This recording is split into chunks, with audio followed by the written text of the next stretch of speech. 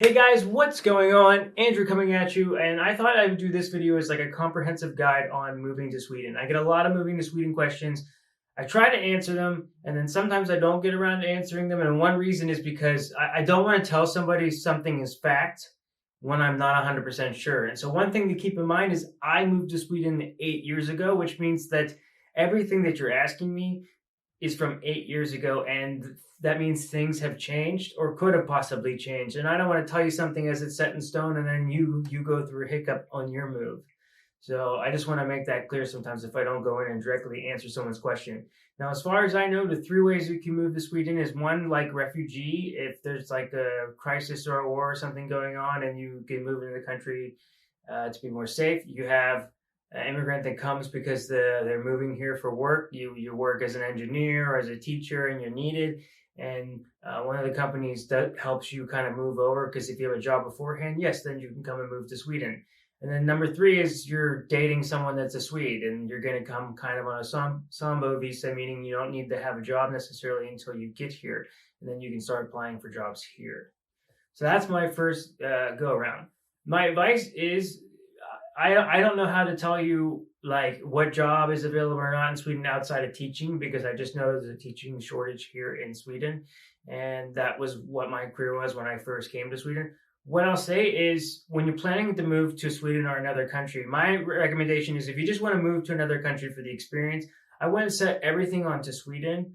I would start looking at my job career or your skill set and what you have and start looking and seeing what countries are offering things and start applying. I'm glad I ended up in Sweden, but I was looking for a teaching job somewhere in Europe and I was looking everywhere until this opportunity came up. And I think that that's something that's very, very important to do. So that's one thing. Number two, I'm not going to always be able to, I get questions about salary and things like that. I don't feel like I can come out and tell you the exact salary that you should be making. I think that's a personal decision that you need to come up with yourself. My advice is if you're moving for like love and stuff, I understand like wanting to get the best job you can for the right amount of money, especially if you're thinking about having a family. But if you're moving for the experience, I mean, you can probably always try to work your salary up a little bit, but you're probably going to be traveling anyway. And if you're coming for the experience, I think you should just get a salary that you feel that you can live off of and then have some fun. But I didn't originally come or move to Sweden to save money when I came. I came for the experience. But I recommend saving money and working on your finances. So that's one thing I'll say there as far as overall salary. Now, as long as like all the questions that I hear about moving to Sweden, can I do this or that, or jobs, if you don't fall in those three brackets, it's going to be hard to come to Sweden. You're going to need to have a job, and it depends on the type of job you do because since the company, I guess, needs to like kind of sponsor you to come over and like give you the job beforehand before you can move into those next steps. It really depends on if your job is needed or not, unless you're dating a Swede. That's kind of where your options are for right now. And then someone correct me if I'm wrong, but that's as far as I know. Now, as far as some of these major questions people ask me about passports, about visas, and any of these things, I understand the stress of coming to another country. It's really scary. You worry about a lot of things, and I don't think any worrying is like, I don't think any of it is ridiculous. I think it's important to deal with those things. But I mean, I get anxious and nervous, but I think you should make that your strength. And what I mean by that is if there's something on your mind that you're not sure about, and you've been thinking about it for more than 30 minutes, then it is worth it to call the US Embassy or call the airline, wait on the phone for 20 or 30 minutes, and as soon as you get that question answered, you can hang up that phone and that thought is out of your head. I think it's totally worth it. So use that nervousness to don't hesitate to call the embassy. Don't hesitate to like contact the airline. Anytime I had any questions while I was traveling, moving back and forth, or I wasn't sure about something, I didn't want to think about it constantly in my head. I just called and dealt with it. And I think that that's what some people should do in some cases if you have a very specific question. Now, as far as what you should focus on when you get here, I would say the number one thing is getting yourself a personal number. So you've moved to Sweden, you need a personal number. I don't know how to go about the best way for you to get a personal number because it's been such a long time since I've done it. But just make that your priority because you can't do anything pretty much without a personal number. You can't open up a bank account. You can't buy certain things. Maybe it's even tough to rent a place. I mean, I think rent, maybe you don't need it, but maybe you do. That one's, but just anything that you want to do, you need a personal number for. So just do whatever you can to get that done. That's one thing that I really remember, because without one, you're kind of stuck. And then Sweden's a cashless society on top of it. So even if you're getting paid in cash from the bank, which I think for me was the first time I came to Sweden, I got paid in cash because I didn't have a bank account yet. So I had to go set up a bank account, and I had all these thousands of crowns on me. It was quite interesting. And just over the course of that 8 years, it went from you could use cash sometimes to it doesn't even exist anymore here in Sweden. So that's the next one that I would say that I think I can help you with.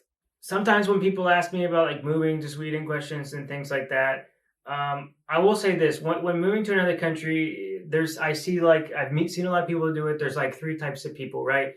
There's people that will do it and they will really manage well. There are people that'll come and they're not going to manage well. They're going to have a bad time and they're going to go back early. And then there's going to be people kind of in the middle that come, they have a great time for a couple of years, and then they move back to the United States. So for you to be the type of person to move to another country, you have to just accept that stuff is going to go wrong. That's the main thing I will say. No matter how much planning you do, something is going to go wrong, and it's going to just depend on how you feel about it. But one of the coolest things about moving to another country, in my personal opinion, is you have the way to completely reinvent yourself. So the person you were, take the things that you didn't like about yourself, just throw those away, and then come to a new country and start fresh and start over. I think it's really fun. I think it's really neat.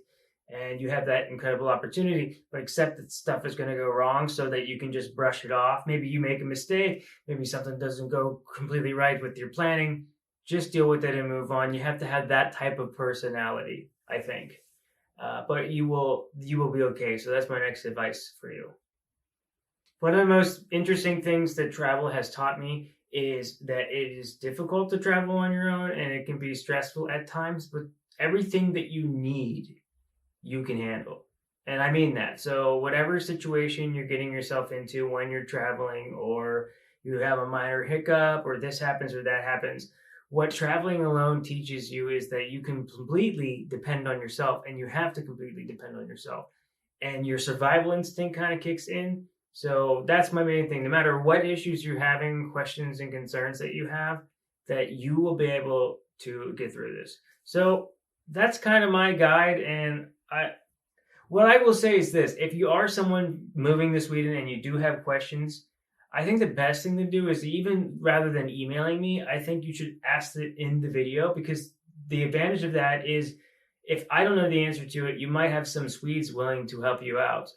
That's one thing I'm hoping with my Discord community as well, is depending on how the Discord community goes, it can be a place where maybe we can have a question section for moving to Sweden, and then somebody in the Discord community can answer as well if they know the answer to it, or if people want to get together and help out as best they can. So that's the main things that I could think of. I hope it does help you. I hope it does give you some value. I don't want it to sound cheesy, but I think that's the important things to think about and take care of.